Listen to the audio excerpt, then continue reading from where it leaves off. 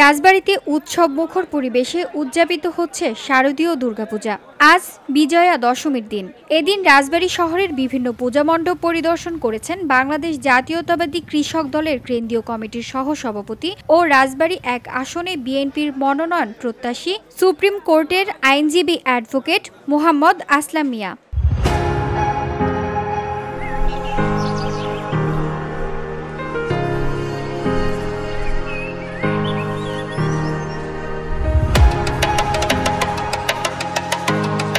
বৃহস্পতিবার দুপুরে অ্যাডভোকেট আসলাম মিয়া রাজবাড়ী শহরের বিবেকানন্দ হরিজন পল্লীর পূজামণ্ডপ পরিদর্শন করেন। পরে তিনি শহরের অন্যান্য পূজামণ্ডপ ঘুরে দেখেন এবং সনাতন ধর্মাবলম্বীদের সঙ্গে কুশল বিনিময় করেন। এ সময় তিনি বিএনপির ভারপ্রাপ্ত চেয়ারম্যান তারেক রহমানের শুভেচ্ছা বার্তা পৌঁছে দেন। পরিদর্শনে অ্যাডভোকেট আসলাম মিয়ার সঙ্গে উপস্থিত ছিলেন রাজবাড়ী জেলা বিএনপির আহ্বায়ক অ্যাডভোকেট মোহাম্মদ লিয়াকত আলী বাবু, রাজবাড়ী পৌরসভার সাবেক মেয়র তোফাজ্জল হোসেন মিয়া, অ্যাডভোকেট আসলাম মিয়ার সহধর্মিণী ফরিদা ইয়াসমিন শিখা সহ বিএনপির বিভিন্ন পর্যায়ের নেতৃবৃন্দ।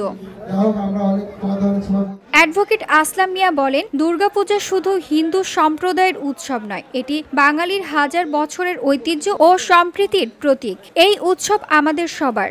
আমরা চাই সবাই মিলেমিশে শান্তিপূর্ণভাবে পূজা উদযাপন করুক। বিএনপি সবসময় দেশের সব ধর্মের বর্ণের মানুষের নিরাপত্তা ও ধর্মীয় স্বাধীনতায় বিশ্বাস করে। আগামী দিনগুলোতেও আমরা সম্প্রীতি ও শান্তি বজায় রাখতে সবসময় পাশে থাকব।